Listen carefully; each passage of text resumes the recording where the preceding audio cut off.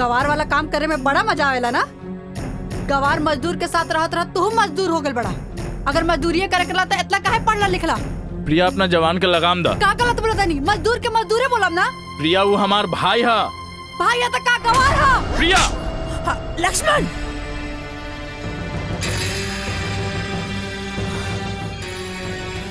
तो हिम्मत कैसे भइला हमार बहू पर हाथ उठावे के? मायू हमार राम भैया के कहतिया कि गंवार है।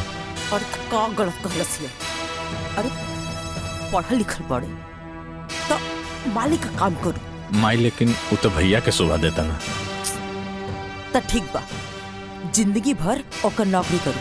हाँ, ओही का संपत्ति पर गुलाम बन के जी। माई तू का कहता रू? हम सही कर रहे। अरे तोर बाबूजी मरे से पहले अपन सारा संपत्ति वो राम का नाम पे कके चल गया। अब अगर ओकर मर्जी हुई तो ओमा से होता के 2 टुकड़ा दे। बाकी अब तक वो संभव नहीं है, काहे कि ओकर अपन वारिस आवेला बाटे। आपका जब मेहरारू भी है ना उन ओमा से 2 कौड़ी भी तो के ना दी। अरे बेटा हम तोर माई है, जौन कहता नहीं तोर भलाई खातिर कहता नहीं, तू समझ। माई हमके कुछ समझ नहीं के आवत। माई राम जी माई, तहरा भी का जरूरत रहे? केहू के भेज के हमरा के बुलवा ले रह तू? कभी कभी ना हमार ममता ई बात का अनुमति ना देवेला। वैसे भी आज हम तुझसे अनुमति मांगे आइल बानी। अनुमति? वो हमरा से आप ले रहा हैं। माई हमके कुछ समझ में नहीं ख्या रहल बा। आपके हमरा से अनुमति लेवे के जरूरत कब से पड़ गई? जब से हमार बेटा शादी लायक हो गई। हाँ राम, हम तोरा खातिर लड़की देखी जा रहल बनी। तो क्या हमार पसंद पर कोनो एतराज तो नहीं है ना? तू चाहता हमारा संगे चल सकता ना? माई जिंदगी तोहार दिहल है और इस जिंदगी से जुड़ल जवन भी फैसला बा ओकर हकदार तू हो। हमके तोहार पसंद पे कोनो एतराज नहीं खे हमाई। तो ठीक बा, हम आवता नहीं। ठीक बा माई।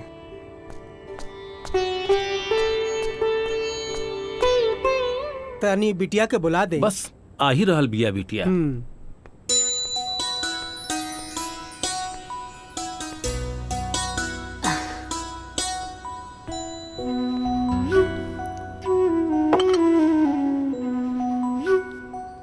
ली चाय पी।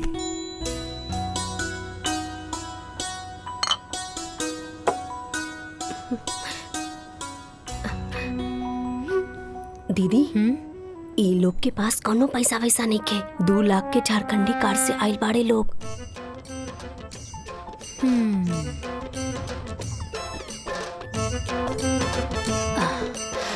का काम करी नी? हमार नाम शेखर है। नाम ना, काम का करेनी? हमर खुद के बिजनेस बा। अच्छा अच्छा का बिजनेस बा? मसाला के। मसाला के बिजनेस बा। आप ता रउआ टर्नओवर कितना बा? टर्नओवर बाबूजी बता दो। ई का पूछा था? टर्नओवर कितना बा? हमरा के नहीं मालूम। उठ। ए बुढ़ऊ कब रखा?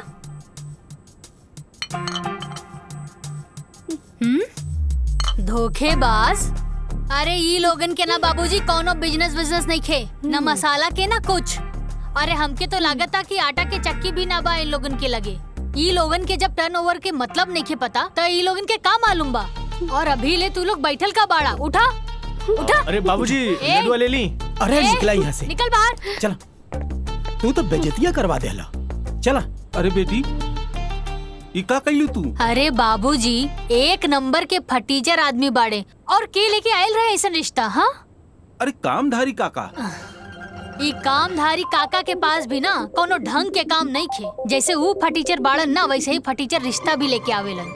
अरे साची से बियाह करे खातिर कोनो ऑडी फॉर्च्यूनर बैंक बैलेंस लेके आए तब जाके साची सोची है कि शादी करे के बा कि ना कि ऐसा 5 लाख झारखंडी कार वाला। हाँ।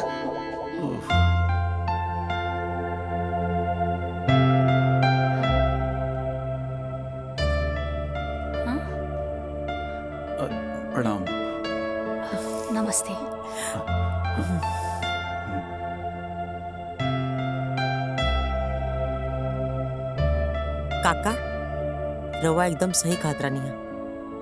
इतना एकदम हमार फोटोकॉपी पिया। हमें इतने रवा के परेशान करत रानी ना, लेकिन देखिए आज का नहीं हमरा के है। हमके लेके पसंद है काका। बताओ बेटा का चाहिए तो के? जौन चीज कहबो ना एगो फोन कॉल पे तोरा सामने आ जाए। जौन गाड़ी कहबो ना हरा लाल पीला सब। पैसा का कोनो कमी नहीं की। तो निश्चिंत होके खर्चा करा। जिंदगी भर खर्चा करबो ना तब वो खत्म ना हो। हम चाहता नहीं कि शादी काल का काले हो जाए। ठीक बा नरेश भाई, काहे कि हमार शादी भी काले भर रहे तो हमार बहू काल आई तो हमके खुशी हुई। शादी की तैयारी इतना जल्दी कैसे हुई? हाँ रवा ओकर चिंता मत करी। अब रवा लोग हमारे को मजबूत रिश्तेदार बनी जा। सारा तैयारी हम खुद कर ले। आप लोग के खाली हो जा खड़ा रहे के पड़ी। लेकिन एगो शर्त बा। जी शर्त का बा? ज्यादा कुछ ना। हम जैसे से कहब तो के खाली वैसे वैसे करत जाए के बा। आज जैसे से तू करत जेबू वैसे वैसे तहार तरक्की हो जाए। फिर जिंदगी भर बैठ के आराम से जीवन का मजा लिया।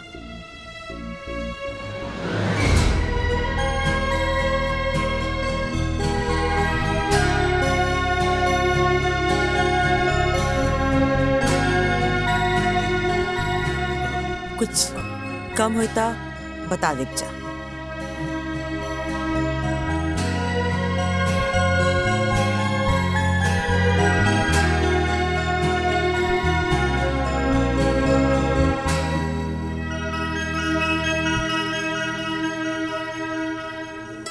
रख ला आशीर्वाद है।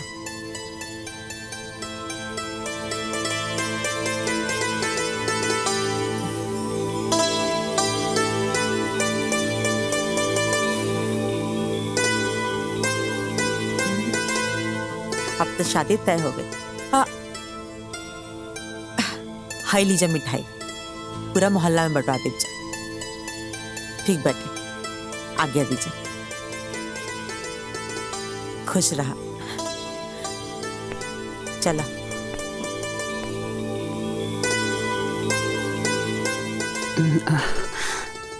बिना लड़का देखे शादी के लिए हाँ कह दे लू? छोड़ी ना माई, अब रिस्क ले लेनी तो ले लेनी। अरे बेटा कल शादी हो जाएगा, घर बस जाएगा, ओकरा बाद देखल जाई कि कौन केकरा के इशारा पे नचावता। अरे बेटी उ देवकी के हम जाने ली। वो बहुत लोभी लालची और स्वार्थी औरत बिया। कौनो बात नहीं खेमाई। अरे हमरा के भी तो पता चले कि वो खास काम और जरूरी काम उनकर का बा। काहे परेशान बड़ा? नहीं कुछ नहीं। माँ का फोन है। हाँ माई प्रणाम। खुश रहो बेटा, बहुत खुश रहो। ई कहत रहने के पैसा मिल गया ना? हाँ माई मिल गई। ठीक बा। अच्छा सुने का जरूरी बात, हम ना राम का ब्याह तय कर दिल बानी। का बात करत है? अब भैया तैयार हो गए शादी खातिर? हाँ अब ब्याह काले बाटे तो क्या आवे के बाद जरूर से आज ही है। माई बाकी एजा हमार दोस्त लोगन भी बारे। तो का हो गई, सबके ले लिया। अच्छा लागी बाराती करी सब लोग तो। ठीक बा माई, ठीक बा प्रणाम। हाँ चल खुश रहो बेटा। का बोल रही है मम्मी? राम भैया की शादी तो फिक्स हो गई बा। अच्छा हाँ हमनी सब के चले के बा बारात में। पर पापा? या तहर पापा तो ऐसे भी हमनी की शादी ना होके दी है। तो चला हमार दुनिया में।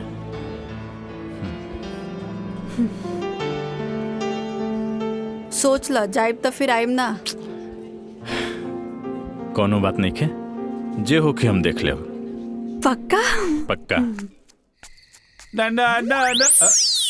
का जीजा जी, राम भैया कहाँ बड़न? अरे होइए कहीं हैं? तू सुनते सुनते पहुंच गया यहाँ तक। राम राम छिया छिया। कोची राम राम मतलब साफा एकदम हाया शर्म सब घोर के एकदम पी गई बड़ा। ससुराल में आके अब बिना काम के ससुराल में खाता रहा, शर्म नहीं के आवत? तू तो बड़का पहाड़ तोड़ता रहा ना। अरे तो हमें जाके नौकर हैं, हम काम करेनी। देखत नहीं खी कि दिन भर कितना काम करत हैं? साथ में राम के दोस्तों हैं। ई कमाल शरीर हैं? फूल के गुब्बारा हो गइल बड़ा। अरे मर्दाना शक्ति जगावा, आए एजा से औरत के लेके निकला ठंडे ठंडे। बात करत तड़ा, देख अभी देख नाश्ता आई गर्मा गरम। ये लेके आई, ये लेके आई। अरे हमर मेहरारू लेके आई। बैठा चुपचाप। ऐसन बात बा, मतलब दीदी तोरे खातिर नाश्ता बनावे गइल बाड़ी। हाँ हम देखत बानी। हाँ तो देख ली, देख ले। आ गई ले राम भैया। मटरू, हाँ बैठा बैठा। सामे से ढूंढा तानी, कहाँ बाड़ा तू? इनका के जरा सा समझावा। ई सब काम धाम छोड़ के ए ससुराल में पड़ल बाड़े, यही जा खात बाड़े, यही जा पियत बाड़े, शर्म वरम सब खत्म हो गए। तू तो पहाड़ तोड़ तड़ा। काहे जिया जी के परेशान करत ताड़ा मटरू? छोड़ दी। ठीक देखा आ गई, देखा नाश्ता आ गई। खींचा तू, बैठा बैठा बैठा बैठा। अभी तो कहत रहला हमार डर से खाना बनावे, नाश्ता बनावे। दीदिया कहाँ कुछ कहत रहनी, कहाँ कुछ कहत रहनी। वाह भाई वाह वाह, हे भगवान हे भगवान। नाश्ता लो, नाश्ता करो। भैया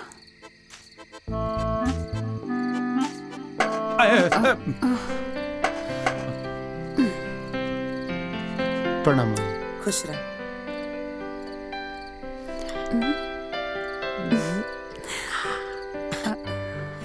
माई, मिठाई कौन खुशी में?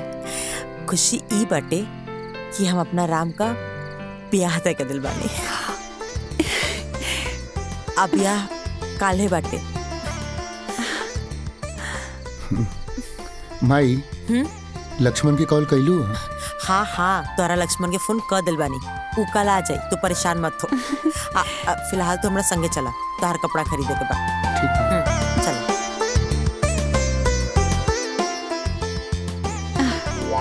हाँ, खाए में तो तेज बढ़ले बड़ा, लपेट ला। ए दीदिया, इनकरा के चुप करा रहे, बिना मतलब के, न काम के, न काज के। ज्यादा मत बोली, मिठाई खाई। ब्याह तय हो गई, हमरा के केहू कुछ बतैबे न कैल।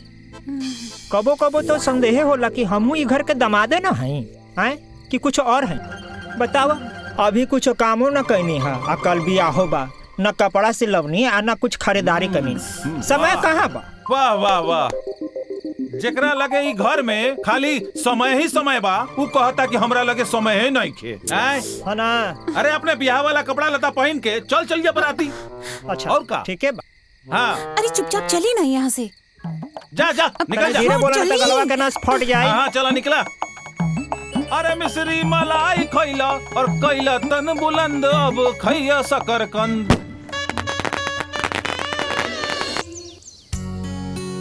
दाइमा ली, राम आओ को दुल्हन की आरती आप उतारे।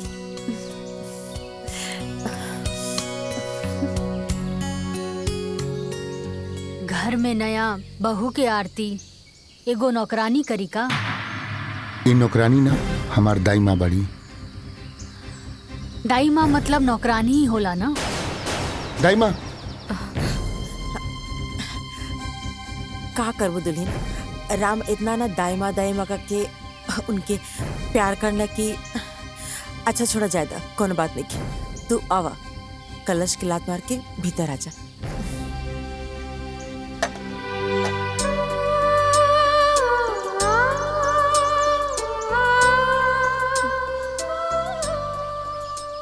ला, दुल्हा दुल्हन खातिर दूध भी आ गया। आप सब भौजी के परेशान न करो, ठीक है? अरे दीदी, हमनी भौजी के परेशान न करता नहीं, हमनी तो जान पहचान बनावे आइल बानी। का जीजा? माई माई। अरे काहे परेशान करता सन? चल जा सन, आजो का आराम कर दसन। जा पार्टी कर सन। हाँ, शुभ काम में देरी कैसन, पार्टी मनौला ढेर दिन हो गए बा। चला। हाँ, रवा की तो यही सब में मन लागत। हाँ चलो चलो चलो चलो चलो पार्टी मनावे। चला। दुल्हन हाइला, दुल्हन तहार मुंह दिखाई।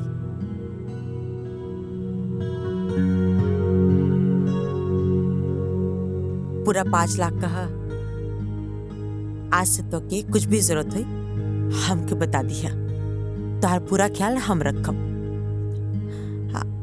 आज से न बहू, राम का जिम्मेदारी हम तो के सब पता नहीं। राम के तो अब अपना मुट्ठी में रखिया। जाना तो ना, हर औरत के अपना पति के ना अपना मुट्ठी में रखे के चाहिए। कहे कि मर्द का जात था कभी भी बिगड़ सकेला। और एगो दूसर बात, जबले हमार काम ना हो जाए तबले तो के राम से दूरी बना के रखे के पड़ी, ठीक बा ना? आज जब तक राम तहार सारा बात न माने लागे और तू जैसन कहा उसने ना करे लागे, तब तक हमार बात याद रखिए, ठीक बा ना? आज जैसे समय आई हम तक एक काम बता दे, तू बस वो छोटा सा काम कर दिया, फिर तार जिंदगी आजाद हो जाए, फिर आराम से अपन जिंदगी एंजॉय करत रही। जी सासू माँ, हम समझ गई नी। रउआ जैसन कहब हम वैसे नहीं करब। शाबाश, चलो ठीक बा, अब तू आराम कर।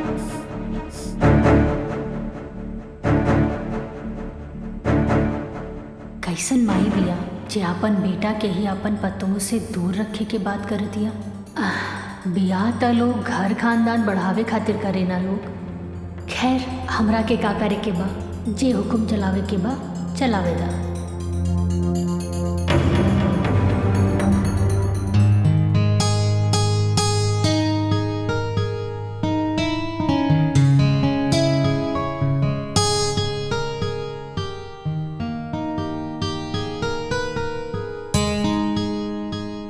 माई के पसंद के माने के पड़ी।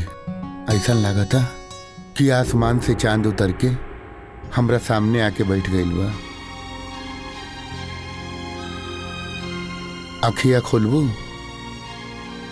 कुछ बोलबू, या पूरा रात अखिया बंद करके ही बिता देबू? अखियाँ एक शर्त पे ही खोलब। का शर्त बा? पहले रउआ हमरा के वचन दी। ठीक बा, हम वचन देतानी। कहा ना जी कि सब कुछ इतना जल्दी भइल कि हम एक दूसरे के ठीक से जान पहचान भी ना पाऊनी। बस हमके थोड़ा समय चाहिए ताकि हम रउआ की अच्छे से समझ सकी और एक दूसरे की जान सकी। ठीक। हाँ?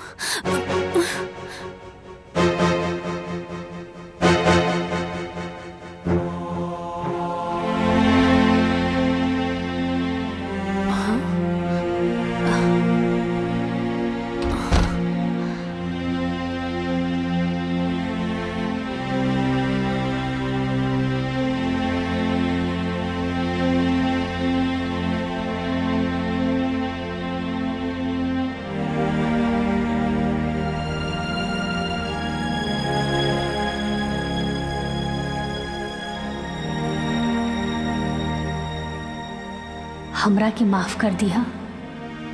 थैंक यू भगवान जी। रउआ त हमरा के सब कुछ दे देनी, बस कुछ दिन के बाद बा, ओकरा बाद हमनी के एक हो जाई। हाँ।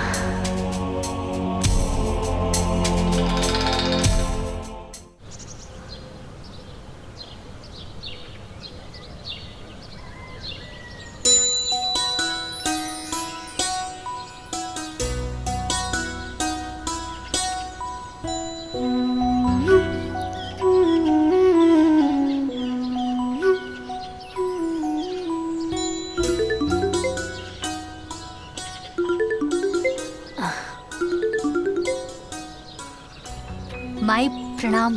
खुश रहा बेटा, बहुत दिन हो गए तोरा से बात कैले। कैसन बाड़ू माई?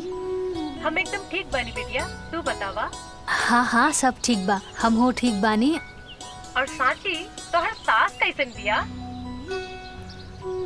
माई सासू माँ तो बड़ा रहस्यमय बाड़ी, का कहेली का सोचेली वो खुदे समझेली। सुन बेटिया, हम तोरा के पहले भी बतैले रहनी, नजर रखिए ओकरा पर, बहुत खतरनाक बिया उ।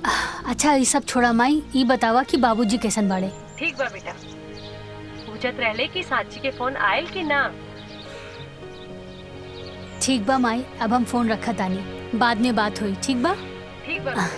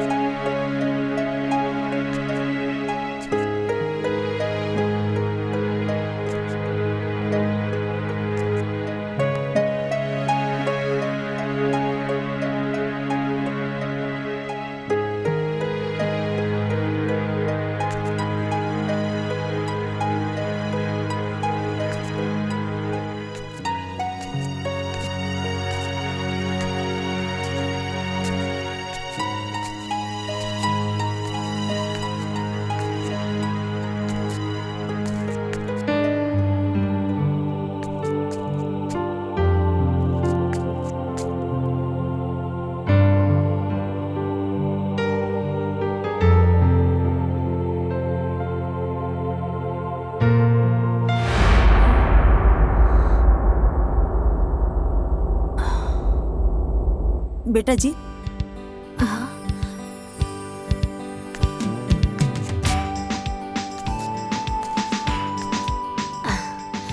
बोली ना सासू माँ। धन देख के ऊपरे ताकत रहबो का? माई बाबूजी संस्कार निखत सिखौले।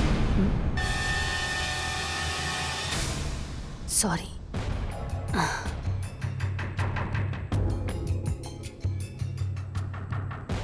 भोरे भोरे ना तो हार नजर हमारा पाँव पे होके के चाहिए।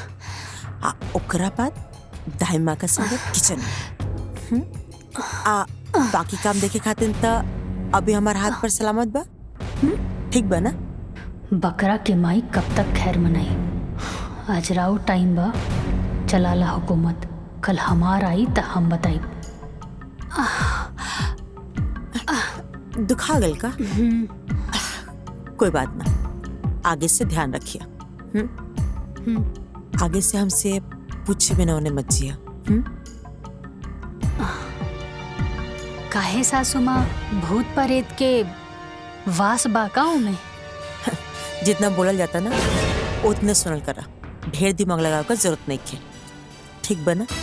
आपन दिमाग मत चलावा, भीतर जा। आखिर ऐसन का बा वो दिशा में जे हमरा से छुपावत अड़ी? एक कमरा के रास्ता हम जरूर खोल के रहब।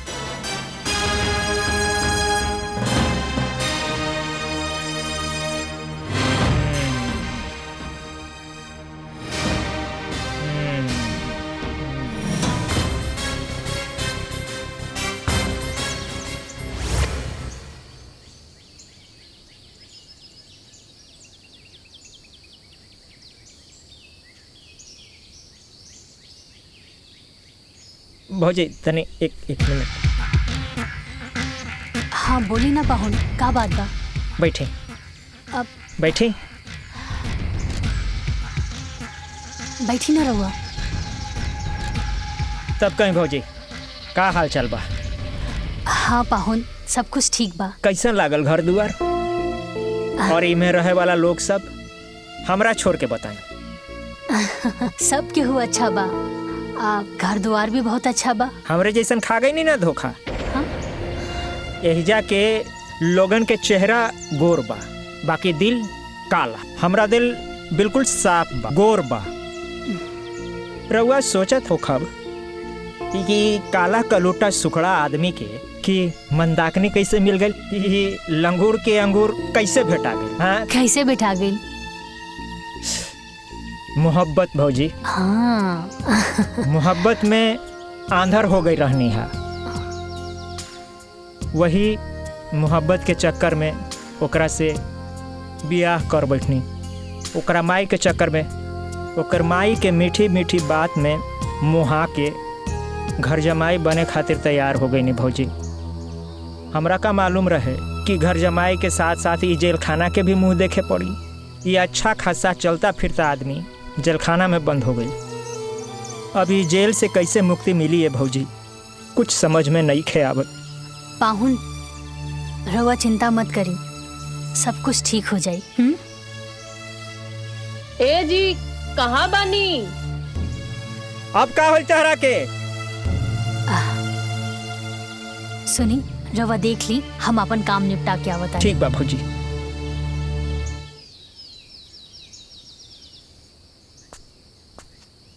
अरे प्रिया,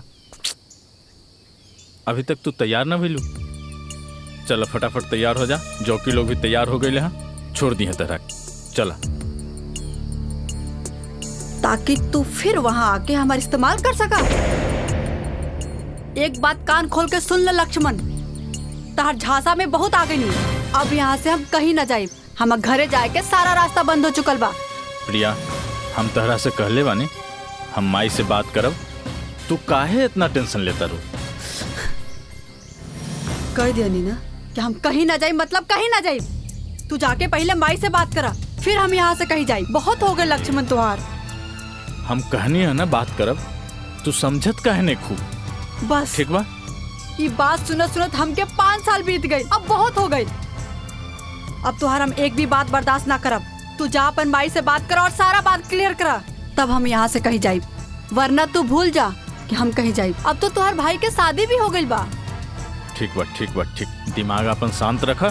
अभी तैयार हो जा फटाफट, वहाँ जौकी लोग तहर इंतजार करत हुई हैं। तू तैयार हो जा फटाफट, हम जा तनी माई से बात करें। तू निकला, ठीक बा?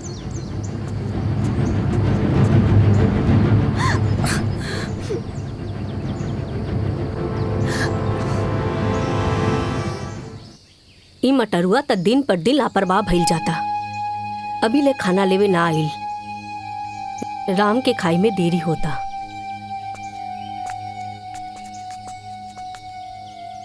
दाईमा, रवा केहू के इंतजार करतानी का? मटरुआ अभी ले ना आइल। राम के खाना खाई में बहुत देरी हो जाई। अरे दादी, हम ले जाके टिफिन दे देतानी। लाई।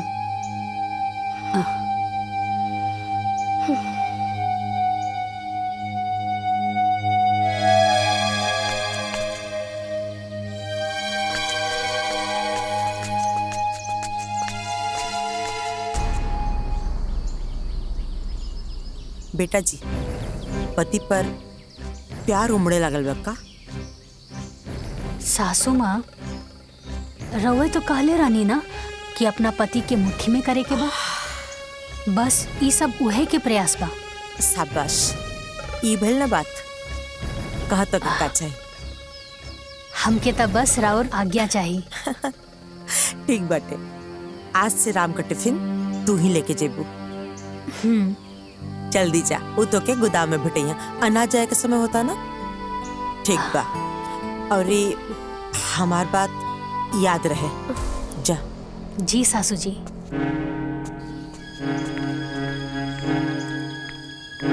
एक बार बस हमार सासू माँ जी के काम खत्म हो जाए, ओकरा बाद हमके हमार पति से मिले खातिर केहू ना रोक सकेला।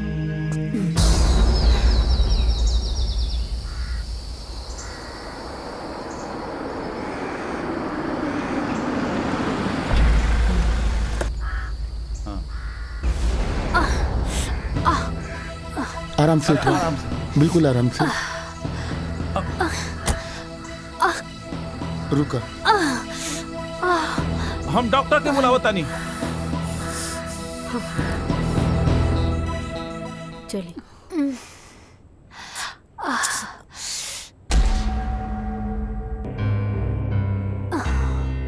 मामूली चोट है, चोट की वजह से बुखार आ गया है। मैं दवाई लिख के दे देता हूँ, आप मंगवा लीजिएगा, सुबह तक ठीक हो जाएगा। धन्यवाद डॉक्टर साहब। मटरू, हाँ माँ जी। ये डॉक्टर साहब दवाई लिख के देता ना, जाके ले ले यहाँ। और डॉक्टर साहब के भी बाहर तक छोड़ दा। ठीक बा। ए जीजा, साथे चलो। तू रहेला तो हमरा थोड़ा ठीक लगी। हम कहे जाई, हम कहीं रात के बहरा आई जाए लेना। ये कुल तहरा वजह से भइल बा। तू जा। हमरा वजह से? सरऊ, तू समय पे टिफिन लेवे आ जाता तो ये आज भौजी के संगे ये ना होखी। हाँ जा। तोरा भाई। मटरू चुप, जाके चुपचाप दवाई लेके आओ। और आप सब भी यही जब भीड़ के लगा कोनो जरूरत नहीं के, जाके अपन अपन काम करी जा। जाई जाइए। चलिए डॉक्टर साहब, चलो चले। दुल्हन, तू आराम करा। कोनो चीज का जरूरत हुई तो दाई माँ के आवाज दे दिया। जी सासू माँ। ठीक बा माई।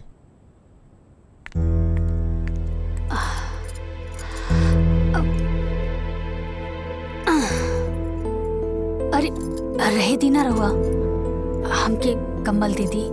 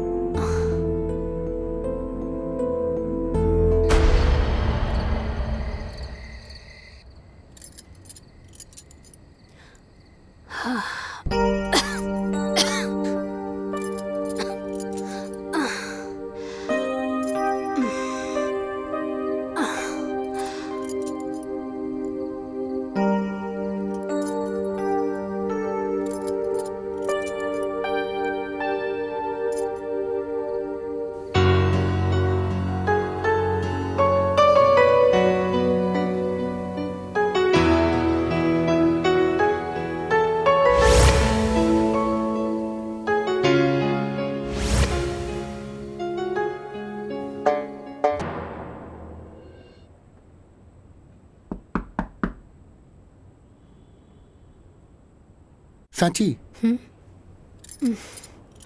सोई दी ना। अरे उठा उठा के गेट पीट रहल बा। अरे बाप रे बाप, दाई माँ, अरे ये जल्दी से हटाई, अगर देख ली ना तो सब गड़बड़ हो जाई। हटाई हटाई, जल्दी करी ना।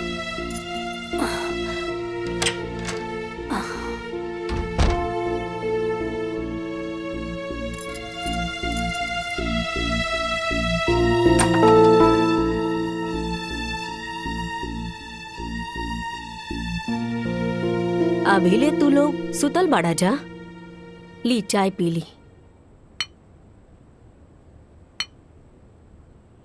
दाई माँ, एक छोटी सी गलती की वजह से रउआ अभी ले हमरा से नाराज बानी। आपन बेटी समझ के हमरा के माफ कर दी ना। हम तो तोहके ओ दिने माफ कर देने रहनी हा, तोहसे भला काहे नाराज रहब। तू तो लक्ष्मी बाड़ुई घर के। जल्दी से तैयार हो जा, काहे की मालकिन 2 दिन खातिर बाहर जाए वाली बाड़ी। अच्छा ठीक, बहुत काम बा, हम जाता नहीं। हाँ।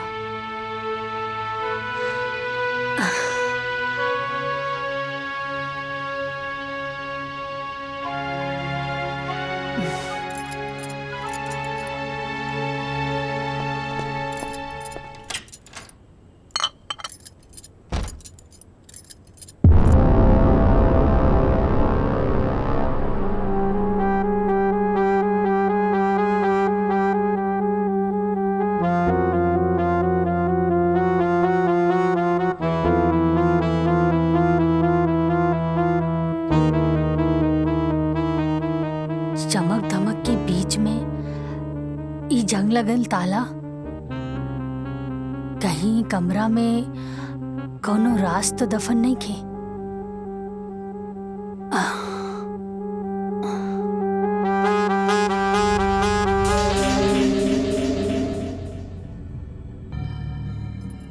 दुल्हीन, ये का करत हो तू? चला हिजा से। अरे दाई माँ, हम तो ये घर के बहू बानी। ना ना, चला चला। अरे दाई माँ सुनी, वो कुछ ना कही। हाँ, और हमरा के तो बस इतना जाने के बा कि आखिरी कमरा में ऐसन का बा जेकर के हो के जरूरत नहीं खे। कोई कुछ ना बोली, हमरा के देखे दी।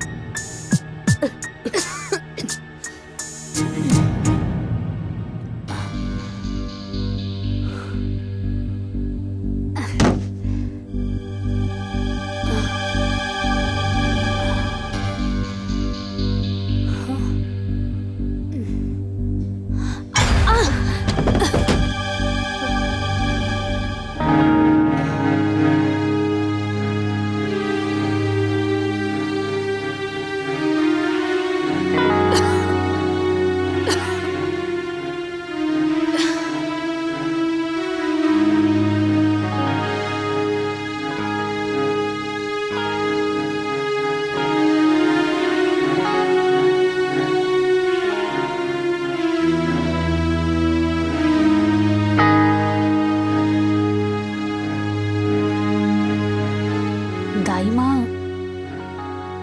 ई के बा? ई मालिक के तस्वीर बा दुल्हीन।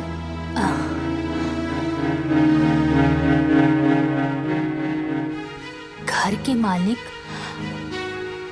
और ऐसन जगह पर? अरे जब घर के मालिक के उचित स्थान नहीं के मिलल, तब बाकी लोगन के हालत तो बड़ा गड़बड़ हुई ना दाई माँ। हम मालिक के उचित स्थान जरूर दें। ना ना दुल्हीन, ना।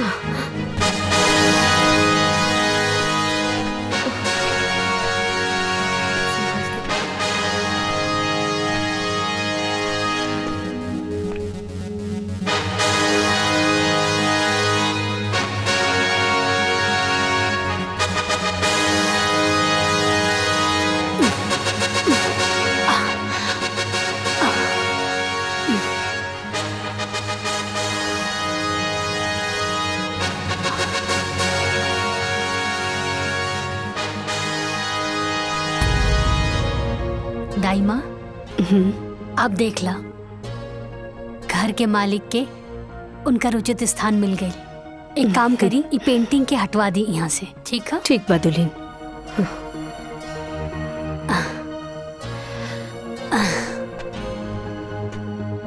बाबूजी की फोटो वो कबाड़ खाने में, लेकिन काहे?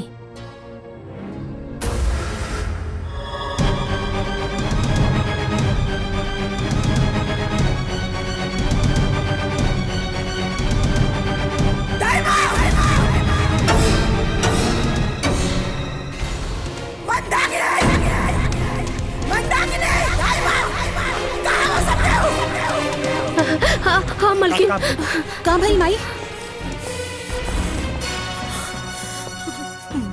मंदाकिनी, ये फोटो आई जा क्या डांगला सा?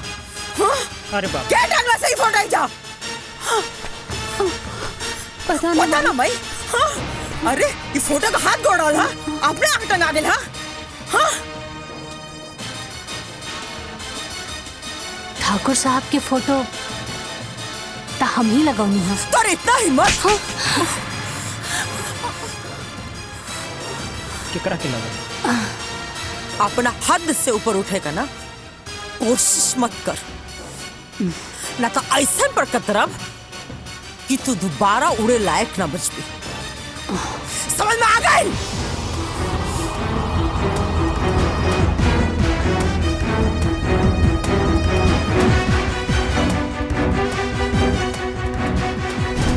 का भइल माई? कुछ ना बेटा, वो साची ना तार बाबूजी का फोटो लगोले बारी।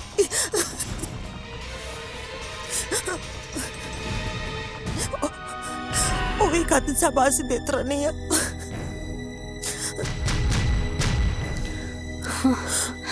चुप हो जा माई, मत रो माई। माई हम ओके कैसे समझाई कि आज ले उनकर फोटो इजा काहे ना लगौन? अरे हमके तो यकीन ना होला कि वो नहीं कौन। मत रो माई। बाकी कोनो बात ना, अगर तुम फोटो लगाइए दिले बाड़ी तो ये दिले ओ पाएगो मालो टांग दो। ए माई, माई चुप हो जा माई। अब जब बाबूजी के प्यार हमनी के किस्मत में लिखले नहीं खे, तो कोई भी कुछ का कर सकेला माई। लक्ष्मण बिल्कुल सही कहा था माई, मत रो माई। माई चुप हो जा माई। देखी ना, फोटो में लागत अड़े कि अभी बोल पड़ी हैं। कितना आस रहे हमरो इनका से मिले के, लेकिन देखी आज मिलबो कहीं तो फोटो पर माला लटकल बा। चुप हो जाए माई। माई बाबूजी हमनी के छोड़ के ना गईले, हमनी के बीच में बाड़े। एगो फोटो खातिर इतना गुस्सा। ससुर जी की फोटो देखकर सासू माँ तो एकदम आग बबूला हो गई। अपना पति से इतना नफरत काहे? कुछ तो बात जरूर बा। आखिर सासू माँ के हमरा से ऐसन कौन जरूरी काम हा? कहीं एकर मतलब ई त ना कि हमरा के हमार पति से ना मिले देवे के हिस्सा भी यह प्लान के बा? ना त एगो सास अपन बेटा के अपन बहू से मिले खातिर काहे रोकी? हाँ।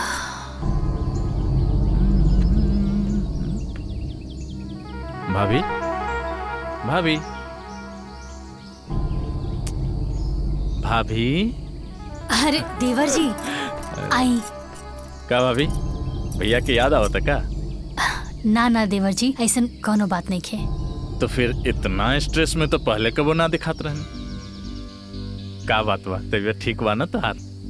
हाँ देवर जी, तबीयत ठीक बा। कहाँ बानी? जाई, राउर फ्रेंड बुला रहल बिया।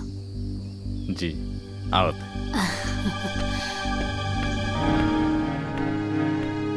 हाँ, आखिर केकरा से पूछी जे हमरा के सच बतावे। दाई माँ, हाँ दुल्हन, एक कप चाय मिली का? हाँ हाँ, अभी हम लेके आवतानी। हम गार्डन में बानी, ओहिजा लेके आ जाइए। ठीक बा, हम ओही जे लेके आ जाई।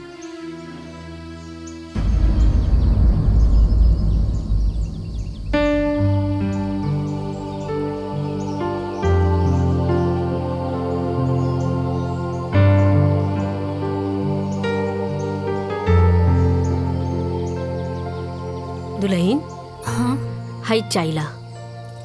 लाई दाई माँ।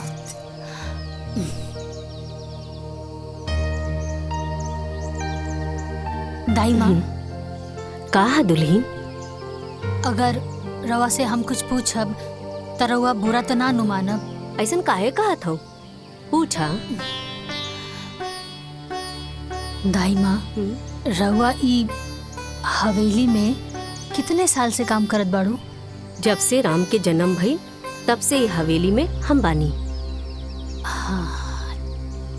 अच्छा दाई माँ, एक बात बताई, ई ससुर जी की फोटो देख के सासू माँ इतना गुस्सा में काहे आ गईली? एकरो जिम्मेवार हम ही बानी दुल्हन। छोड़ो ना, जायदा उनकर तो आदते बा बोले के। अरे दाई माँ सुनीता, एक तरफ बहू भी बोलत आनी और दूसरी तरफ बात भी छुपा रहल बानी, और रउआ जिम्मेदार कैसन मानी? का बताई दुल्हन, राम जब 5 साल के रहने तबे मालकिन के स्वर्गवास हो गई, और मालकिन की याद में ठाकुर साहब दिन रात नशा में ही रहे लगने। तब ठाकुर साहब से हम ही जीत गईनी कि हमर गांव में एगो हमर सहेली बा, ओकरा से बियाह कर ली, और ठाकुर साहब भी बात खातिर तैयार भी हो गईलन। और एक दिन देवकी, एक बात हम था कि यूं क्लियर कर देता नहीं कि हमरा से कबो संतान के तू उम्मीद मत रखिया, काहे के हमनी लगे एक संतान बा जेकरा पर तहार पूरा अधिकार रही, ताकि कबो भी हम संतान का कमी ना होके दे, ताकि हमारा बात से कोई एतराज तो नहीं खे। ठीक बा।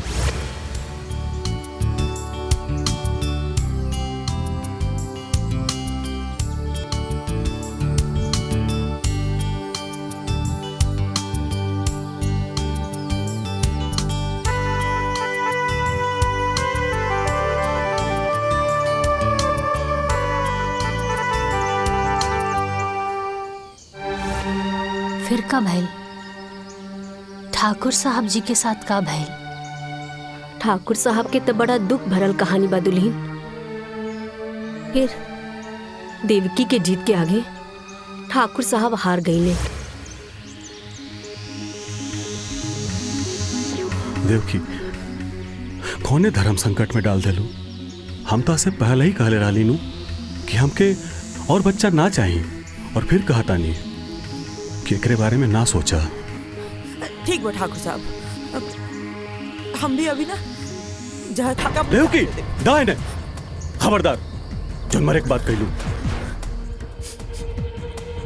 ठीक बा, तू जैसन कहबू उहे हुई, पर भगवान खातिर मरे के बाद मत करो।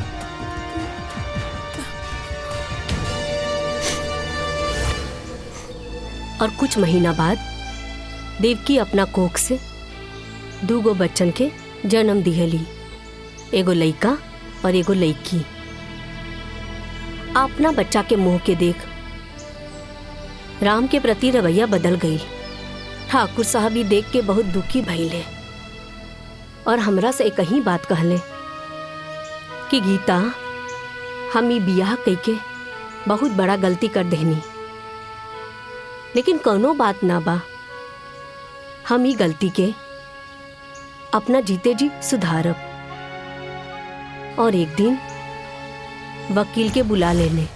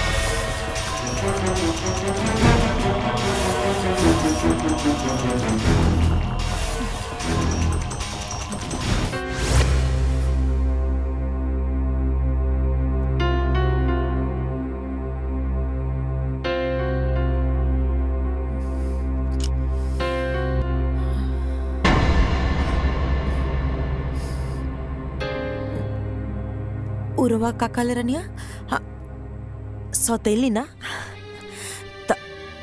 तब जब रवा हमके सौतेली कहिए देले बानी तो अब हम रवा के बताई कि सौतेली का होले। तो रवा के का लागल कि रवा वसीयत बदल के जंग जीत लेनी। अरे जंग था अब शुरू भला। रवा आज से अभी से हमरा खातिर मर गई।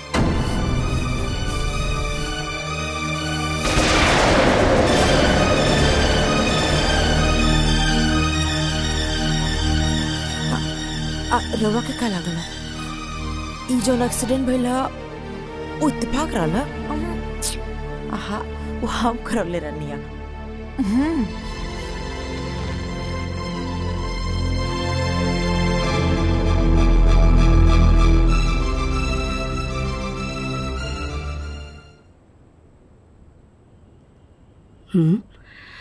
अरे मालिक कहाँ गए? हाँ हाँ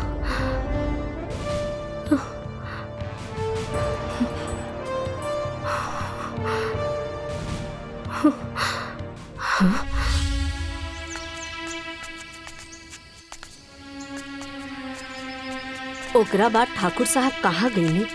ठाकुर साहब के का भइल हमनी के कुछो पता न चलल। बहुत लोग तो इहो कहेला कि देवकी ओकरा के मरवा देले। अगर हमके पता होखित कि हमार सहेली अंदर से ऐसन बिया था तो हम शादी करवैती ही ना। हमके अपना सहेली माने के बजाय एगो नौकरानी मानतिया। ई सबके तो जिम्मेदार हम ही हई। रउआ से कौनो गलती ना भइल बा। रउआ तो बस अपन फर्ज निभानी है। का दाई माँ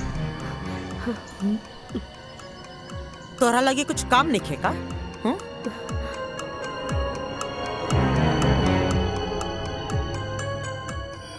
ए लड़की तू रुक।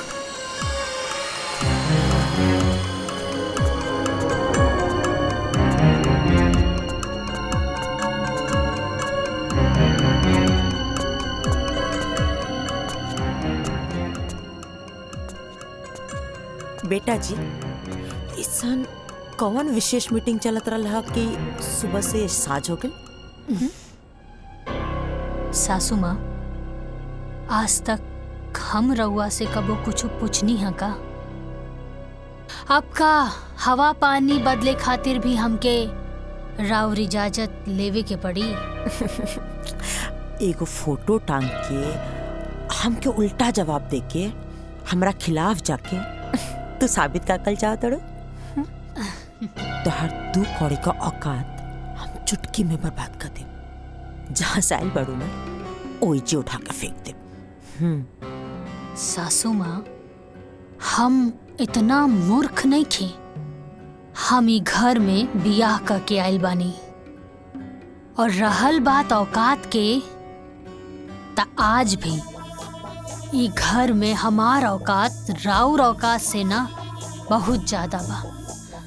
काहे कि ई पूरा घर के मालिक हमार पति बाड़े। और रउआ के हमरा से कौनो काम रहल ना जौना खातिर रउआ हमरा के घर में लेके आईनी। हमरा के सब पता चल गई बा। रउआ के हमार सिग्नेचर चाहत रहे ना और हमार पति के अंगूठा। यही खातिर रउआ हमार पति के मूर्ख बना के रखनी और अपन बेटा के शहर भेज के पढ़ौनी लिखौनी। पता चल गई। ज्यादातर हम वो जहरीली नागिन है जेके एक बार डस ले बिनी तो उठ के पानी भी ना मांगेला।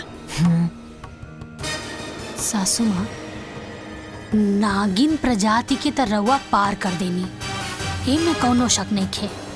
लेकिन रउआ नागिन ना, रउआ बानी आस्तीन के सांप। जे पालेला उहे के रउआ डसेनी। रउआ शायद ही भूल गईनी कि जौन हवा पानी में रउआ पल पोस के आयल बानी उहे हवा पानी में हमहू पल पोस के आयल बानी। यही से अगर रउआ नागिन बानी त हम बानी सपेरा, और हम हर वो नागिन के फन कुचले के हुनर अच्छे से जानी ले। राउर ई जोन गुरूर बा और ई जोन हुकूमत बा ना, एक दिन ओकरा के अपन पाँव के नीचे ना झुकावनी तो हमरो नाम साची ना।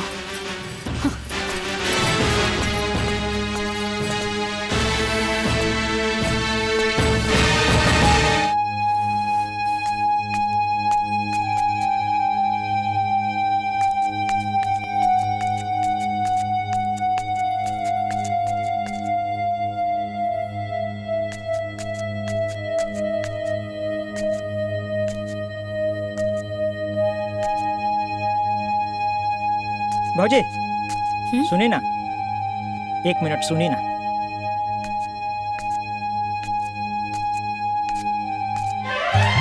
अरे हे दुर्गा, हे काली, हे लक्ष्मी, हे सरस्वती, हमरा कोनो प्रकार से ये घर से बाहर निकालिए भौजी, हमरा उद्धार करी। अरे बाहोनी ई रउआ का कर रहल बानी? हाँ उठी, अरे पहले उठी। उठ गई नी, हम रउआ के बात मान गई नी, बाकी रघु के हमारे को बात माने के हुई।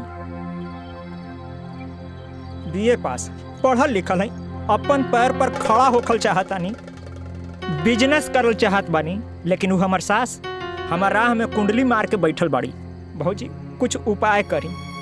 देखी हम रउआ के हिम्मत के देखले बानी, उ शेर बिया तो रउआ सवा शेर है। कोनो प्रकार से हमरा ये घर से बाहर निकाली है भौजी। You are iron lady. भौजी की जय। अच्छा सुनी पाहुन, हम जल्दी रउआ खातिर कुछ करब, लेकिन अभी हमरा के जाए दी, कुछ जरूरी काम बा, समझी? जी जी जी ठीक बा ना? जी भौजी, जाइन जाइन, लेकिन जल्दी ये कोशिश करब ये भौजी। लेकिन का भइल? बात नहीं करे के हमके। अरे लेकिन कुछ बताइबू कि का एक भइल? बार कहा तेने की बात नहीं करे के तो नहीं करेंगे। तो के एक ही बात बार बार बताए पड़ी, समझ में नहीं क्या हम का कहते नहीं। जा तू यहाँ से। अरे का हमार बात सुना, काहे इतना गुस्सा कर? लक्ष्मण, घर में अला कितना दिन हो गए, तू का के लेके आयल हमरा के कि भैया के शादी होते ही तू माई से बात कर लेबा। अब तो भैया के शादी भी इतना दिन हो गई, तू का चाहता रहा तोहर घर में हम दोस्त बन के रही? तहर जब मन करला तू मस्ती करे आ जाला। अरे इतनी बात माई से बात करला हमार शादी के लिए, और तो के माई से बात करे में इतना काहे डर लगा था? तू ना बात कर सकेला तो बोला हम बात करी माँ जी से। तू हमार बात सुना, तू इतना हड़बड़ात काहे बारू? सही वक्त आते ही हम माई से बात करब। बहुत हो गल तोहार, ये बात सुनो सुनो हमके 5 साल बीत गई। अब तू जा यहाँ से, हमके नहीं क्या बात करके, तू जा यहाँ से। सुना, अरे वाह, ये तो कमाल हो गई।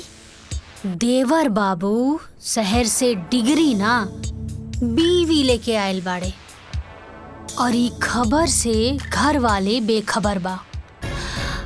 हरी तो ब्रेकिंग न्यूज मिल गई साची। आई सासू माँ बता बतानी। मलकिन, नाश्ता में इतना देर? हाँ लेके आ बतानी।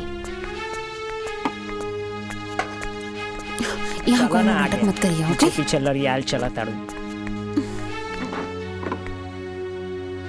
यही जे बैठी ना, यही जे बैठी।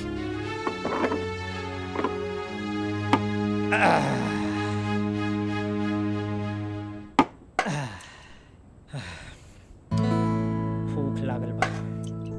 हटी। प्रणाम माई, माई बहुत भूख लागल बा, खाना दा ना। दाई माँ हमरो लावा। दाइमा रोटी दा। आज कुछ चटपटा नहीं खे बनल बा का? आए का मेहमान जी, कुछ खुशखबरी आवे वाला बा का? जौन चटर पटर खाए के मन करता। सारा तहरा से मुँहे लगावल बेकार बा। हाँ ठीक कहला।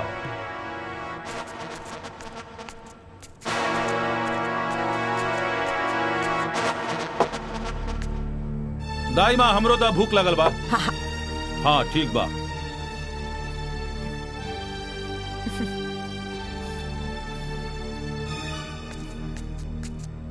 रहुआ उठी, ऊपर बैठ के खाना खाई। पर हम तो बचपन से ऐसा ही खाता रहल बानी। अरे 10 साल पहले तो शादीशुदा भी ना रहनी ना। माई के राज में रहुआ नीचे बैठ के खाना खावत रहनी है, अब बीवी के राज में रहुआ ऊपर बैठ के खाना खाई। आई ठीक बात, जा जा।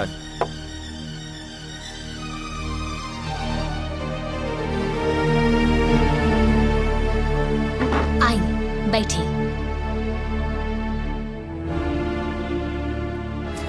हाँ राम, एजे बैठ के खा लो। अब तू घरवाली जी वाला हो गल बाड़ा, अब हमार बात का कौन वैल्यू? ना माई, ऐसन बात नहीं है। अगर तू कह तो फिर हम वही जगह जाके बैठ जाए। ना ना बेटा, कौनो बात ना, आज से तो एजे बैठ के खा। माई एगो रोटी दाना। हाँ हाँ। ये पूरा घर के मालिक हमार पति बाड़े। ए लीजी रोटी।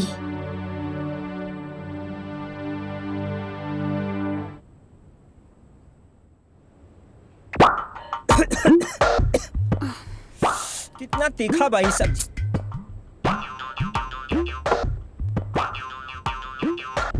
इतना भी तीखा नहीं के मेहमान कि घोटाओ ना, खाई चुपचाप। तोहरा से चुपचाप न बैठल जाला का, चुपचाप खाई ना। ए दीदिया, अरे इनका उड़द तीर पकड़े के आदत पड़ गई बा।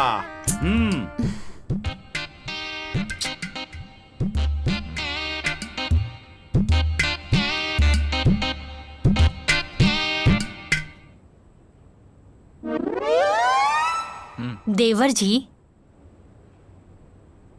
प्रिया राउर सिर्फ फ्रेंड ही बिया या फ्रेंड से कुछ ऊपर? अरे हमार कहे के मतलब है कि फ्रेंड ही बिया तब तो ठीक बा, काहे से कि अब राउर उम्र भी हो गल बा बिया करे खातिर। ता हमनी के गांव में लड़की ढूंढल जाए का, काहे से कि हमार गांव में ना बहुत सुंदर सुंदर लड़की बिया। का सासू माँ? बहू तो के लक्ष्मण का चिंता करके कोनो जरूरत नहीं है, अभी होकर माई जिंदा भी है। हम आप सबसे कुछ कहल चाहता नहीं। हम और लक्ष्मण 3-4 साल से लिविंग रिलेशन में बानी जा, तो आपके कोई और लड़की ढूंढने की जरूरत नहीं है। हाँ माई, प्रिया सही कह रही बिया।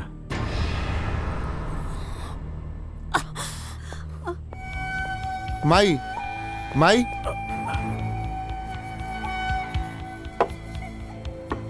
लक्ष्मण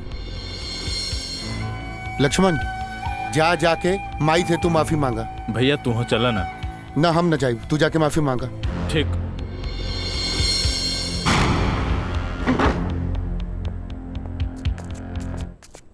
पाहुन, ई लिव इन रिलेशनशिप का होला? वो जे शादी से पहले होला ना, वही होला। मतलब आजकल के जनरेशन के पता ना का हो गइल बा, शादी ब्याह के झंझटे से एकदम खत्म। बाप रे बाप, ढेर कलयुग आ गइल बा। हमरा खाए दो। ढेर बात बोल, अब चुपचाप बैठी ना। दीदिया का कहती है सुना।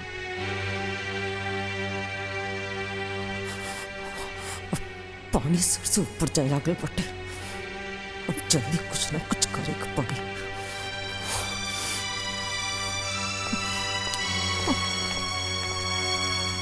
माई माई, ए माई, नाराज बारी का? नाराज काहे होई? हमार शौक, हमार अरमान, हमार गुरूर का गला घोट के पूछे तड़ा कि माई नाराज बाड़ी। अरे 3 साल से ये बात हमसे छुपा के रख ली।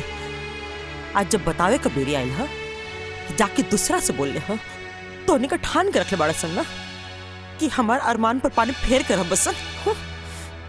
माई हम रोज हिम्मत करके तरह से कहे के चाहत रहनी, बाकी मुंह तक बतवे ना आवत रहे। माई हमके माफ कर दे माई। माई तहार दिल तनिको दुखावे के हमार मन न रहे। माँ जी हम लोग के माफ कर दी।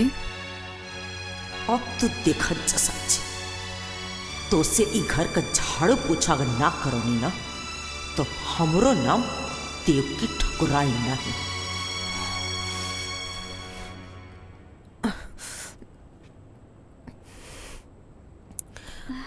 प्रिया तो हमके शुरू से पसंद रही बुद्धू।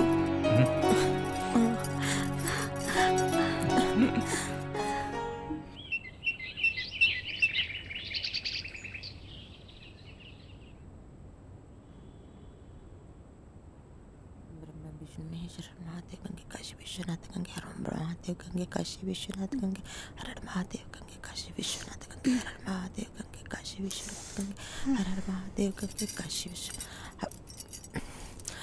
दाइमा जी मालकिन। पूजा का थाली पूरा घर में दिखा दे।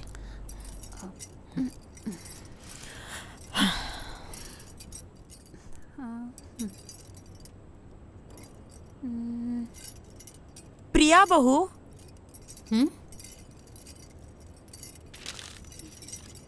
ए हमार बहू। हाँ माँ जी। बहू आवतनी। नीक लगा था ना।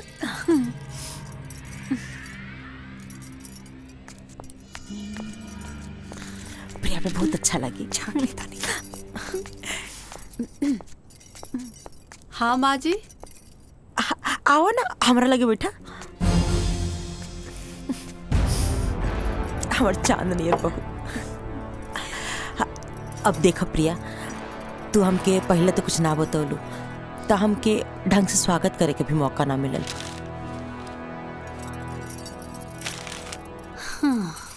ना तो हम इतना धूमधाम से तुम्हारा स्वागत करती ना कि जमाना का खुलल का खुलले रह जाए।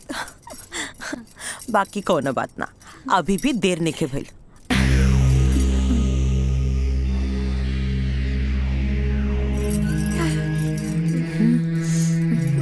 हमार खानदानी हारा।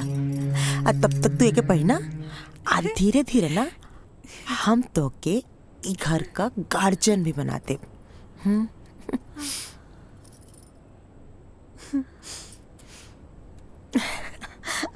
प्रणाम भाई। खुश रख। लक्ष्मण। हाँ माई।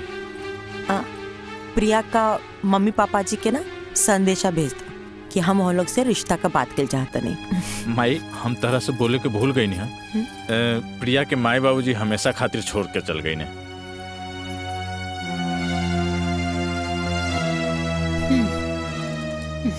हाँ तो का भेल, हम प्रिया का माई है आज से।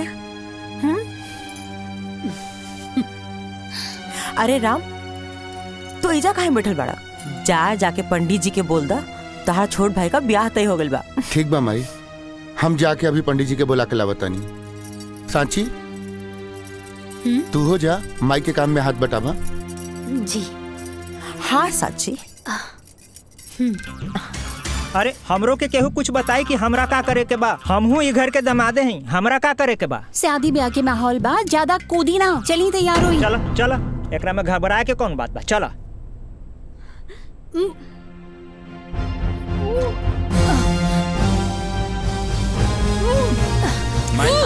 माई असली भाभी भाभी। अरे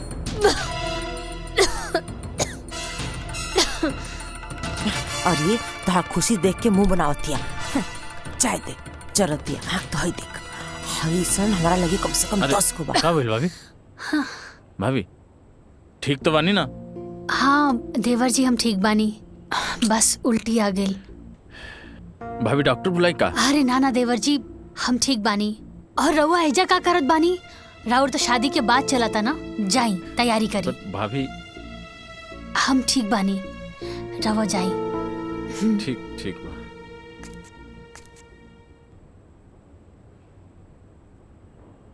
हाँ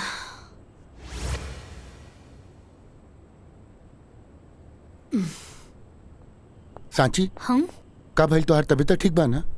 हाँ हम ठीक बानी। लक्ष्मण बतावत रहे कि तोरा उल्टी भइल रहे नीचे। खुशखबरी बा। हम तोहार तबीयत के बात करत तानी और तू खुशखबरी के बात करत तानी। रउआ पापा बने वाला बानी का? साचो? हाँ। कबले हम पापा बन जाए? हम जाके माँ के बता क्या बता। अरे बैठी था। अरे अभी बहुत टाइम बा। और सासू माँ के हम समय देख के बता दे, काहे से अभी घर में शादी ब्याह के माहौल बना। बधाई हो पापा जी।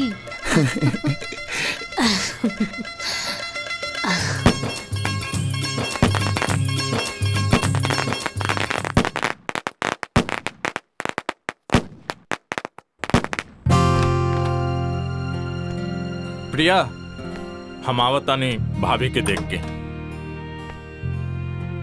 आजे देखल जरूरी बका, कल चल जी हा। आवे जा चुपचाप बैठा।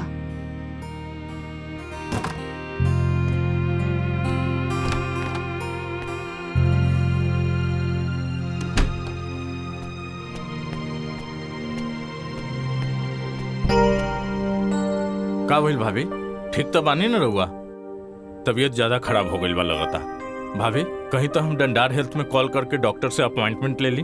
अरे नाना देवर जी, हम एकदम ठीक बानी और ये सब करे के कोनो जरूरत नहीं खे। और वो एजा का कर रहल बानी, जाई प्रिया इंतजार करत हुई। अरे ना भाभी, पहले हमरा खातिर रहुआ लोगिन बानी, ओकर बाद प्रिया। हा लक्ष्मण, तू टेंशन मत ला, हम बानी नू। तू जा, प्रिया तहार इंतजार करत हुई। अब देखिए, जा जा जा, रहुआ सब लोगिन ठीक बोला बा। तानी, बाकी मन न करता यहाँ से जाए के। जाई देवर जी, इंतजार करत हुई। ठीक बा।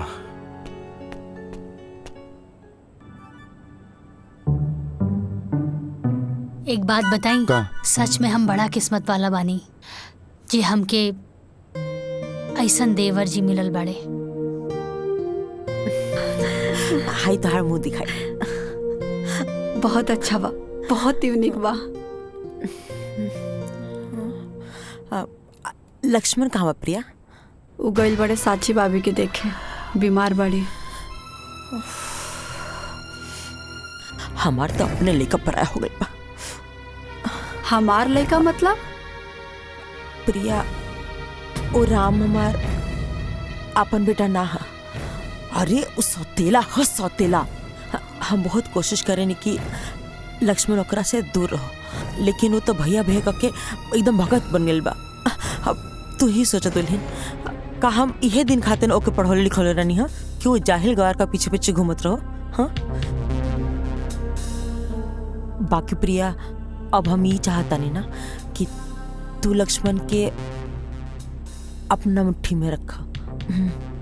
हाँ, कोशिश करिए कि लक्ष्मण जितना हो सको वो नौकरन से दूर रहो। हाँ हाँ, ठीक बाटे, तो अपन ध्यान रखिए।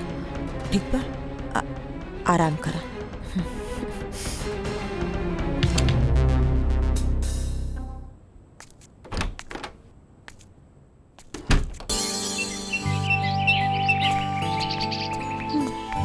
पूरा काम हो जाता।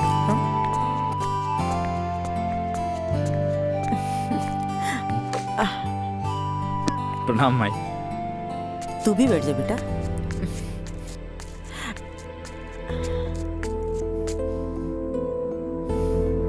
प्रणाम माई। प्रणाम माई। दामाद जी सुबह से दिखत ना रनिया, कहीं व्यस्त रनिया का? थोड़ा काम रहे, इनकरे साथे तो रहनी। जीजा जी हमरे साथे रहले हैं माई। काम सही चलता ना? हाँ माई, ठीक चलता।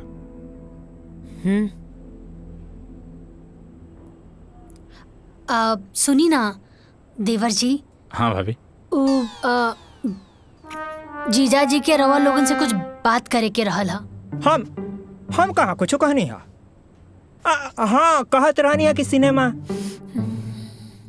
जीजा जी, रवा तो कोनो बिजनेस की बात करत रहनी है ना? हाँ हाँ, याद पड़। हम चाहत रहनी है कि हम बिजनेस शुरू करल चाहत रहनी है। बाकी यहाँ ना जौनपुर में अपने जिला। ये तो बहुत अच्छा बात बा माई। बढ़िया बात बना, लेकिन एकरा खातिर तो धन चाहिए। तई में परेशानी का बा? टिकट हम बना देता नहीं, अब फाइनेंस का व्यवस्था माई कर दी। वाह, ससुराल होके तो ऐसा। सासू माँ तो साक्षात लक्ष्मी है। दामाद जी, रवा के नहीं लागत कि रवा आजकल मेढक नियर ढेर फुदकता नहीं? माई, जीजा जी अपना जिला जौनपुर में व्यापार करे के प्लान कैले बड़े। राम बेटा, इकुल इनका बस का बात नहीं है। वो जैसे बाना उनके ओसी ही रहता। रवा को दिक्कत बाका दामाद जी? एक बार मौका तो देके देखें। हम मौका पे चौका ना मारब, तराउर दामाद ना। माई, जब जीजा जी इतना कॉन्फिडेंस में कहा ताड़े तो एक बार मौका देला में का दिक्कत बा माई? हाँ माई, अब जब भैया भी कह रहल बारे तो जीजा जी के एक मौका देवे के चाहिए हमनी के। ठीक बा, अगर सब करी है इच्छा बात तो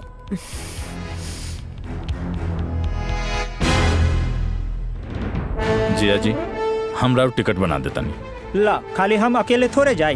अब बिजनेस बा तो नया नया बिजनेस शुरू करब तो हिसाब बखरा खातिर कोई तो चाहे न। साथ में मंदाकिनी जी हैं तो काम आसान हो जाए। अरे हाँ जीजा जी तो एकदम ठीक तक कह रहल बाड़े।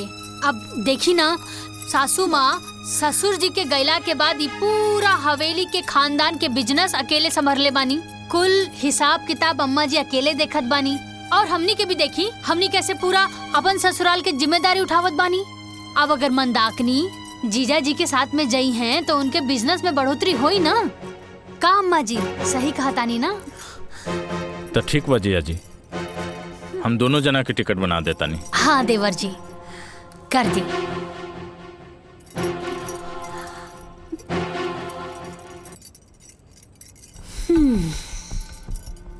ली जीजा जी टिकट तो बन गई। असम के ट्रेन बा और टिकट बन गई जी। शाम के ट्रेन बा। तहार बहुत बहुत धन्यवाद। ठीक बात है, चलो चल जल्दी चलो, सामान पैक करे को हुई। चलो चलो चलो। अरे सुनो ना, सुनो सुनो चल चल जल्दी चल चला। ढेर मानी सामान बिखरल हुई, सबके समेटे के हुई। चलो चलो, अरे चला ना, चलो चल चल चल चला चला। प्रिया हाँ जा तू हेल्प करा। ठीक बा। हम मठू के बोलैले आवतानी। भैया हम भी चलता नहीं। आओ चला जमाई।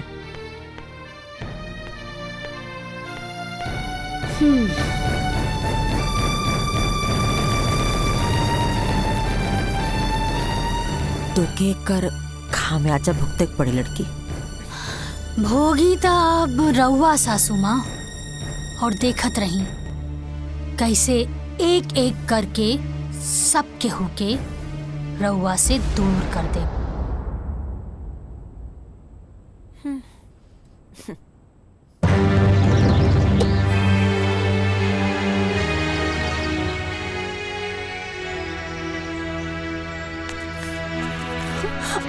अरे चलो चलो, गाड़ी छूट जाए। चलो चलो बैठो बैठो बैठो। प्रणाम। चलो माई चलो तनी। ठीक बात है, चलो तनी।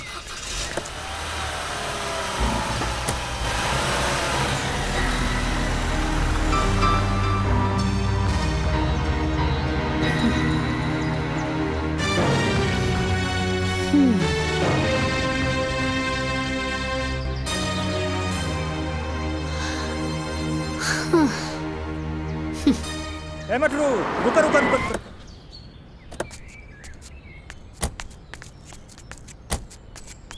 ए जीजा जी का भाई झाड़ा लग गई का?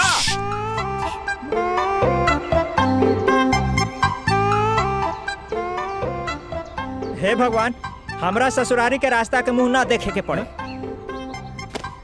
हे भगवान, हमरा इस सास के दोबारा मुंह ना देखे के पड़े।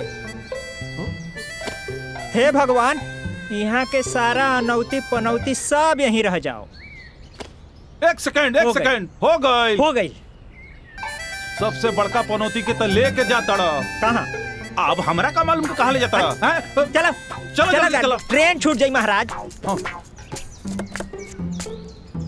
चलो चल चल चल चल चलो।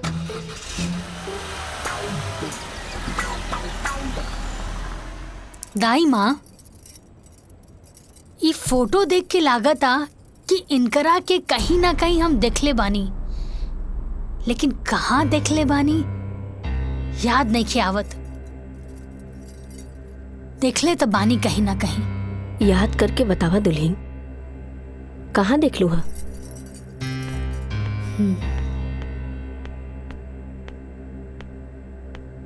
दाई माँ, एक कप कॉफी मिली का?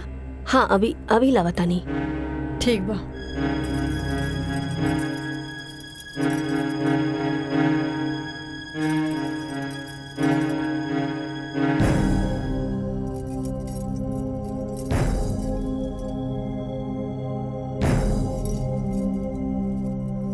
दाई माँ, हाँ कॉफी बनाने में कितना टाइम लगा था? बस हो गई, अब ये लागत नहीं। पता न कहाँ से सब उठ के आ जाला।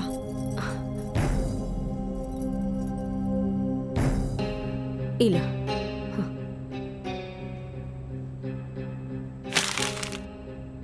इतना टाइम लागेला कॉफी बनावे में? यू बास्टर्ड जाहिल गवार, तुमको सेंस नहीं के का? दुल्हन वो गलती से गिर गई। प्रिया, तमीज नहीं के का कि अपने से बड़ से कैसन बात कल जाला? अरे कम से कम दाई माँ की उम्र के तो लिहाज रखा। लिहाज आप करी, काहे कि आपके नौकरानी और मालिक के बीच के फर्क नहीं के पता। अरे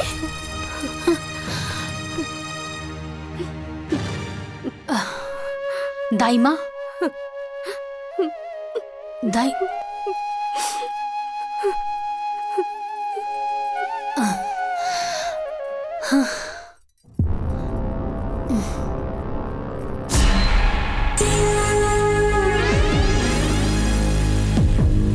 अच्छा,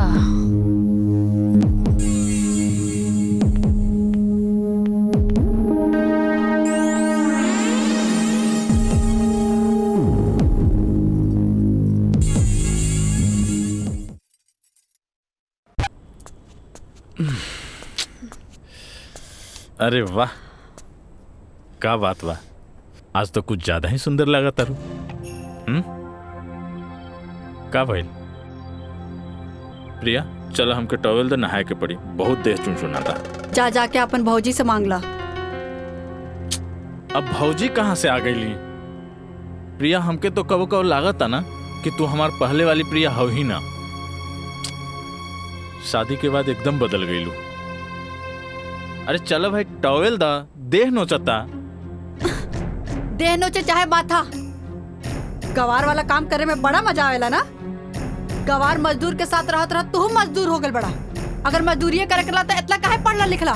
प्रिया अपना जवान के लगाम दा। का गलत बोलता नहीं, मजदूर के मजदूरे बोलम ना। प्रिया वो हमार भाई है। भाई है तो का गवार है? प्रिया लक्ष्मण,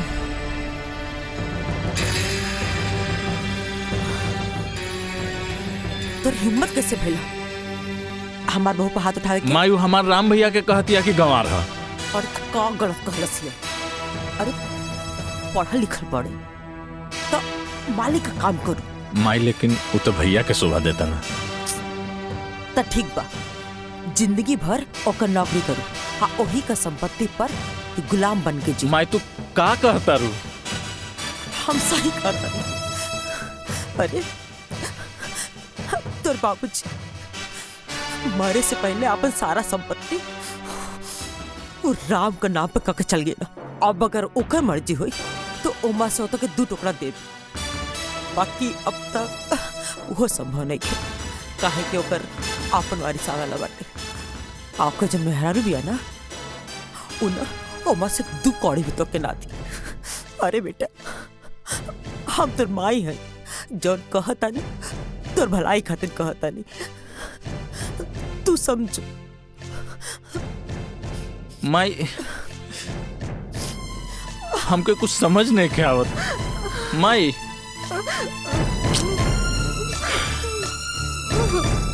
का हो रहा बस समझ में नहीं के आती। राम भैया, राम भैया, ओ राम भैया। अरे का हो मधुसूदन? ए भैया, हमनी चंदा मांगे आयल रहनी जा। अच्छा हम देता नहीं, कितना चाहिए? ना ना भैया, आप भैया रहे दी, राम भैया के भेज दी, हमनी को उससे ले लिहल जाई। ठीक बा, भेजा तानी।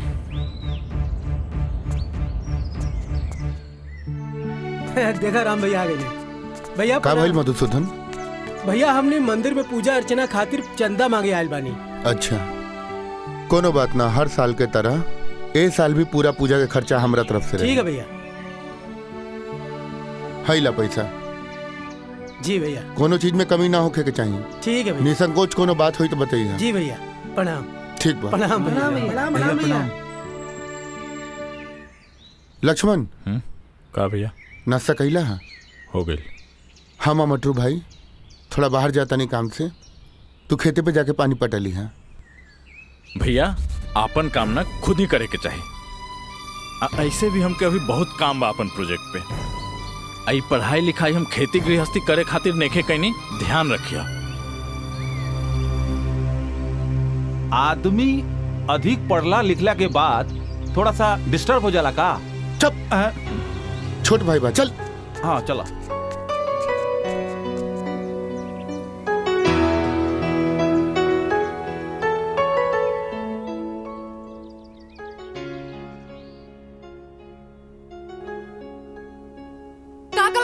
मजदूर के मजदूरे बोलम ना। जिंदगी भर की ओकर नौकरी कर, हाँ ओही का संपत्ति पर गुलाम बन हम सही अरे तोर बाप मरे से पहले अपन सारा संपत्ति और राम का नाम पे कब चल गया। अब अगर ओकर मर्जी हो तो उमा से तो के 2 टुकड़ा दे। और ये खाली फोने में बात करता रहा बका मैं मिले के मन ना करला। तार भैया का जन्मदिन भी आवे वाला बाटे, हो सके तो समय निकाल के आ जाइए। अगर मजदूरी करे के ला तो इतना काहे पढ़ला लिखला।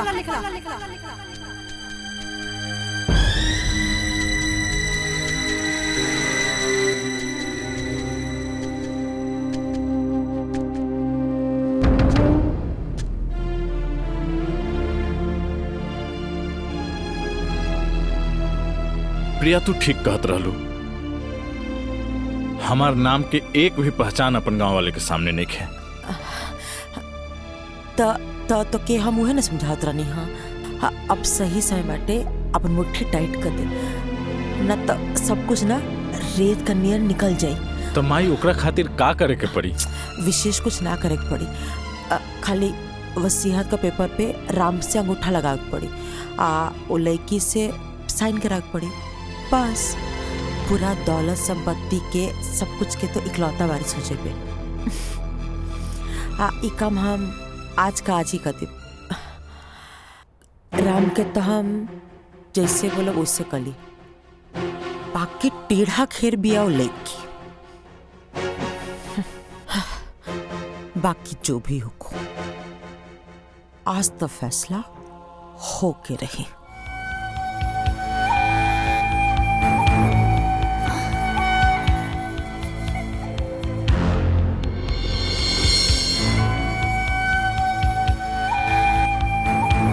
देवर जी,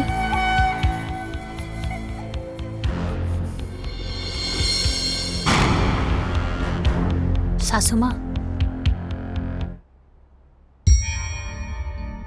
बहू सवेरे मंदिर गिरलू, साज का दिया बाती कर तड़ू। बहुत शुभ घड़ी बाटे। तनिक हमार छोट काम कर दो, हाई पेपर साइन कर दो। सासू माँ कौना चीज के पेपर बाई? तो के याद बा तो से कले रहनी, तो से को छोट काम रही, जब सही समय आए तो बता दे। उहे ला वसीयत का पेपर साइन करता।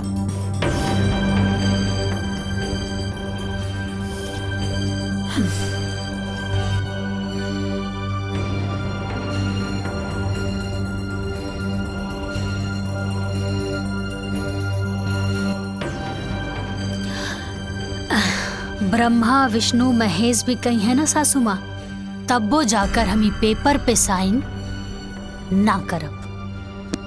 भाभी कर दी साइन। अच्छा एकर मतलब कि सब लोग एक हो गए बाड़ा, कोनो दिक्कत नहीं के।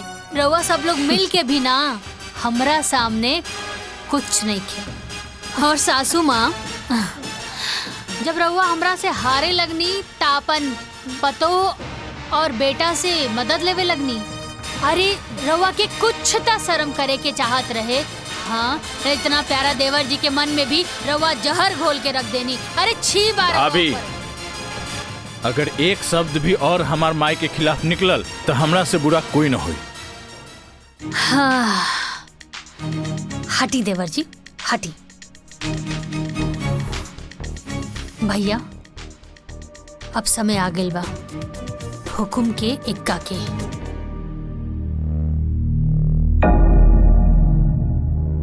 सासू माँ तू डाल डाल त हम पात पात।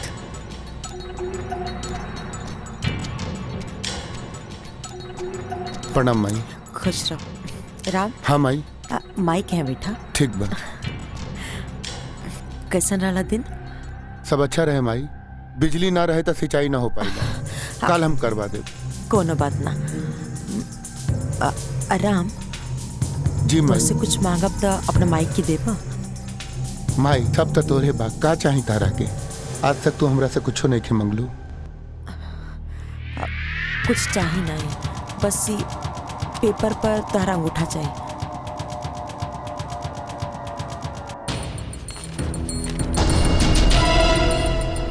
यहाँ पे माई।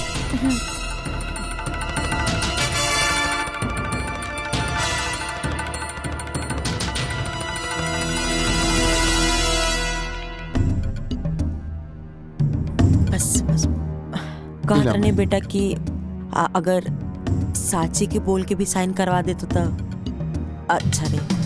ठीक बा माई, हम करवा देता नहीं। साची, साची जी यहाँ आवा। आवता नहीं।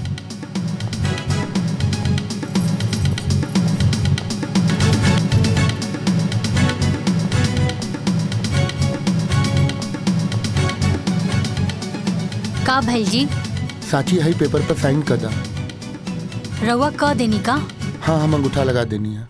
रउआ भी ना इतना सीधा बानी। ए लेकी हमरा के ज्यादा टाइम नहीं है, चुपचाप जल्दी से साइन कर। सासू माँ रउआ गलत जगह प्रयास करतानी। हम कहनी ना कि हम ई पेपर पे साइन नइखे करब और कबो ना करब। साची जिद मत करा, साइन कर दा। रउआ के पता भी बा कि का बा? अरे वसीहत के पेपर बाई। ए लेकी ते चुपचाप साइन कर बिक्की। हाजी तोर सुहाग के मिटा के रख दी। अगर रउआ के मारे के बाना तो हमरा के मारी। तो के मार के का करब? तो क्या तोर बच्चा के ते घर में नौकर बना के रख। माई ई तू का कहा ताड़ू? उहे जौन तू सुनत बोल चुपचाप अपन मेहरारू का कि साइन करो पेपर पर। साची साइन कर देना। माई के काहे गुस्सा देवा बता? बाजी देखत का बनी, गोली चला दी। ना माई, गोली चलावे के बात ना भइल रहे। सौतेला भाई पे इतना बोधा है, काहे दिखाओ दिन बाजी गोली चला दी। सौतेला? तहार दिमाग खराब हो गेल बा। ये सब का बोला तारू? प्रिया सही कर दिया। ई राम तो हर सौतेला भाई हो। माजी गोली चलाई। ना माई, ना माई, माई ना। माई ए जी, माई का करू? ए जी, का हो गए? अरे दाई माँ। अरे तारा के मत कैसे भाई पर हाथ उठा बेटा। दाई माँ। माई का भइल? एक के माफ कर दे भाई। ये बच्चा भाई के नहीं के पता भाई का कहले बा। अरे 9 महीना माई कोख में रख के अपना खून के दूध बना के पिया बेली तब बेटा दुनिया देखे के लायक बनेला। ए माई ई का कर देलू भाई? अरे एक बार हमरा बोल के तो देख तू। तोरा के सब बत्ती चाहत रहे ना, हम अपन जान निकाल के तोरा कदमों में डाल दे। भैया भैया भैया बेटा बेटा राम भैया आखिरकार तू हमरे बेटा के मार देले। माई ए खातिर ब्याह के लाइन लड़ी तारा। माई का कर देलू माई? कोने जन्म का बदला ले तारू तू हमसे। लेके चलो अस्पताल लेके चलो भैया। लेके चलो राम जल्दी जल्दी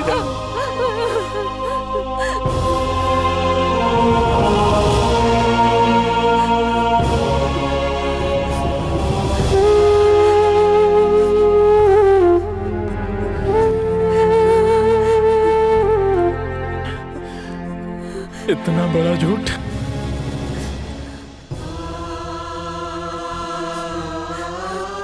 हमके तो तू कहले रहलू हमार बाबूजी ना मारे।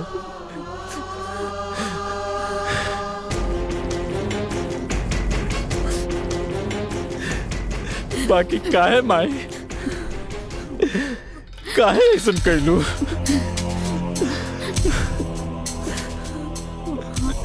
ना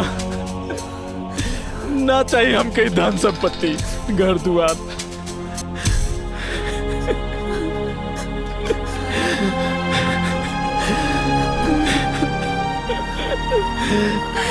ना चाहिए। माफ कर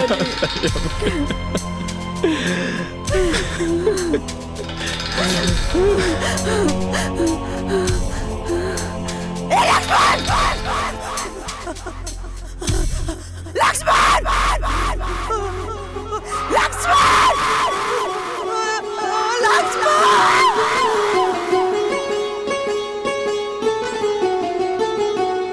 ठीक है ठीक बानी ना? हाँ हम ठीक बने। आराम बाबू, होश आ गए। लक्ष्मण, हाँ भैया। कैसन बाड़ा तू? हम ठीक बानी भैया, रउआ ठीक हो जाई, सब ठीक हो जाई। हम ठीक बानी। मन में मैल रहल जे भी वो, मन में मैल रहल जे भी वो, सबका मैल धोआइल बा। काहो खेला खून के रिश्ता सच में आज बुझाइल बा। काहो खेला खून के रिश्ता सच में आज बुझाइल बा। हर आँख में लोर भराइल बा, हर आँख में लोर भराइल बा, हर आँख में लोर भराइल बा, हर आँख में लोर भराइल बा। तू मत रो भाई। अरे तोरा हमरा से थोड़ा भी नफरत ना होला? हर कोनो बात से कबो हम बुरा मन लिया माई। मत रो माई, मत रो माई। तू माफी मत मांग माई। अगर हमरा से कोनो गलती भइल बा तो हमरा के माफ कर। हम ठीक बानी माई। माई मत रो ना माई, मत रो।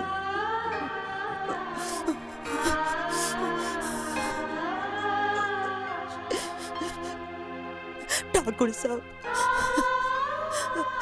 रवा भी हमके माफ कर दी। अरे अरे हम लोग में आके ना अपन फर्ज भुला कर रहनी। हमार परिवार हमके लौटा दी, हमार परिवार हमके लौटा दी ठाकुर साहब। देवकी, सुबह के भूलल अगर शाम के घर आ जाए तो ओकरा भूलल ना कहल जाला। देवकी, गलती हमार है। अगर हम ताके सौतेली ना कहती तो तू सौतेला व्यवहार ना कर तू। लक्ष्मण, माई के चुप कराओ। माई तू चुप हो जा।